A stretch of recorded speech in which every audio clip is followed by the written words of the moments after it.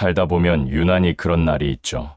몸은 침대에 누워 있는데 마음은 천근만근 무겁고 누군가 괜찮아? 라고 물어오면 그냥 응, 괜찮아 라고 대답은 하지만 사실 속은 시커멓게 타들어가고 있는 그런 날 말이에요. 나 정말 안 괜찮아 라고 말하고 싶은데 그 한마디를 뱉을 힘조차 없어서 입을 꾹 닫게 되는 그런 순간들. 아마 이 영상을 클릭하신 당신도 지금 그런 계절을 지나고 계신 걸지도 모르겠습니다. 세상은 늘 우리에게 긍정적으로 살라고 말합니다. 나이가 들었으니 어른답게 참아야 한다고, 자식들에게 짐이 되지 않으려면 건강하고 밝아야 한다고들 하죠. 하지만 여러분, 어떻게 사람이 매번 괜찮을 수만 있겠어요. 때로는 마음에도 비가 오고 때로는 예기치 못한 폭풍우가 몰아치는 법입니다. 오늘 이 오디오북은 괜찮지 않아도 괜찮다라는 위로에서 시작해보려 합니다. 억지로 힘내지 않아도 되는 법, 내 안에 지친 마음을 가만히 들여다보는 법, 그리고 다시금 나를 사랑하며 일어설 수 있는 지혜에 대해 10가지 이야기를 나누어 볼 거예요. 오늘만큼은 누구의 엄마, 누구의 아빠, 혹은 사회의 어른이라는 계급장을 떼어놓고 오직 나라는 사람의 마음 소리에만 집중해 보세요. 제가 여러분의 지친 어깨를 가만히 토닥여 드릴게요. 자, 이제 편안하게 눈을 감고 마음의 짐을 잠시 내려놓아 보세요. 첫째, 괜찮다는 거짓말이 나를 더 아프게 합니다. 우리는 참 착하게 살아왔습니다. 남들에게 걱정 끼치기 싫어서 혹은 나만 유난 떠는 것 같아서 습관적으로 괜찮아라는 말을 달고 살죠. 하지만 마음은 알아달라고 아우성인데 입으로만 괜찮다고 하면 그 속은 결국 골마 터지기 마련입니다. 이제는 내 마음에게 정직해져 보세요. 혼자 있는 시간만큼은 나 오늘 정말 힘들다, 나 지금 너무 서러워라고 소리내어 말해도 됩니다. 내 고통을 내가 먼저 인정해줄 때 비로소 치유의 시작점이 열리는 법이니까요. 남을 배려하느라 가장 소중한 나를 뒷전으로 미루지 마세요. 둘째, 아무것도 하기 싫은 날은 그냥 아무것도 하지 마세요.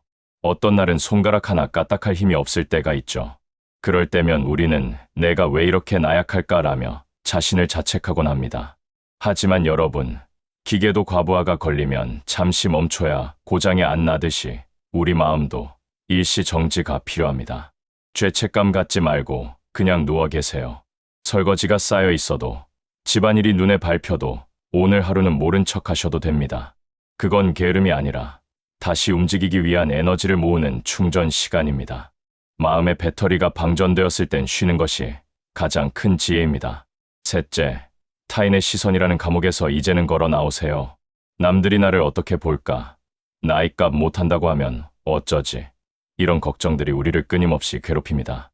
하지만 생각보다 사람들은 남의 인생에 큰 관심이 없어요. 다들 자기 앞가림하느라 바쁘거든요. 그동안 타인의 기대에 부응하느라 얼마나 애쓰셨나요? 이제는 남의 눈치를 보기보다 내 기분이 어떤지, 내가 무엇을 원하는지를 먼저 살피세요. 남들에게 좋은 사람으로 기억되는 것보다 나 자신에게 편안한 사람이 되는 것이 훨씬 중요합니다. 당신의 인생은 당신이 주인공이지 관객들을 위한 공연이 아닙니다. 넷째, 슬픔을 억지로 참는 것이 미덕은 아닙니다. 눈물은 마음의 독소를 씻어내는 정화수와 같습니다. 나이가 들수록 눈물이 많아진다고 창피해하실 필요 없어요. 그만큼 마음이 유연해졌고 감정이 살아있다는 증거니까요. 슬플 때는 실컷 우세요. 슬픔을 억지로 꾹꾹 눌러 담으면 그것이 화가 되고 병이 됩니다. 한바탕 시원하게 울고 나면 신기하게도 마음의 무게가 조금은 가벼워지는 걸 느끼실 거예요. 눈물은 나약함의 상징이 아니라 스스로를 위로할 줄 아는 용기입니다. 다섯째, 완벽한 인생이라는 환상을 과감히 버리세요. 주변을 보면 다들 자식 농사 잘 짓고 행복하게만 사는 것 같죠. 하지만 그건 겉모습일 뿐입니다. 집집마다 말 못할 사정 하나 없는 집 없고 가슴 속에 상처 하나 없는 사람 없습니다. 완벽해 보이는 타인의 삶과 나의 현실을 비교하지 마세요. 인생은 원래 불완전한 것이고 구멍난 양말처럼 군데군데 허점이 있는 게 당연합니다. 그 빈틈 사이로 햇살이 들어오고 바람이 통하는 법이에요. 모자란 대로, 부족한 대로 그저 흘러가는 것이 인생의 자연스러운 모습입니다. 여섯째, 나를 괴롭히는 인연과는 적당한 거리를 두세요. 가족이라서, 오랜 친구라서 참고 견디는 관계가 있나요? 나를 비난하고 내 에너지를 뺏어가는 사람들과는 과감히 거리를 두셔도 됩니다. 그게 누구든 말이죠. 품격 있는 어른은 모든 사람과 잘 지내는 사람이 아니라 나를 지키기 위해 단호해질 줄 아는 사람입니다. 예의는 지키되 마음의 문은 조금 걸어 잠그세요. 나를 힘들게 하는 인연을 억지로 붙들고 있는 것만큼 어리석은 일은 없습니다. 내 마음의 평화를 깨뜨리는 권리는 그 누구에게도 주지 마세요. 일곱째, 작은 것에서 나만의 소소한 기쁨을 찾아보세요. 거창한 행복을 기다리다가는 오늘 하루를 다 놓치고 맙니다. 아주 사소한 것에서 기쁨을 찾아보세요. 시장에서 사온 싱싱한 채소, 창가에 놓인 작은 화분에서 돋아난 새싹, 좋아하는 가수의 노래 한 소절. 우울함은 큰 파도처럼 밀려오지만 소소한 즐거움은 그 파도를 막아주는 모래성 같은 역할을 합니다. 하루에 딱 3가지만 내가 좋아하는 일을 해보세요. 커피 한 잔을 천천히 마시는 것도 좋고 동네 한 바퀴를 산책하는 것도 좋습니다. 그런 작은 순간들이 모여 당신의 무너진 마음을 지탱해 줄 거예요. 여덟째, 과거의 후회와 미래의 불안을 놓아주세요. 그때 그러지 말았어야 했는데 하는 후회와 앞으로 어떡하지 하는 불안은 우리 마음을 좀먹는 가장 큰 적입니다. 이미 지나간 과거는 바꿀 수 없고 오지 않은 미래는 내가 통제할 수 없습니다. 우리가 살 수 있는 시간은 오직 지금 이 순간뿐입니다.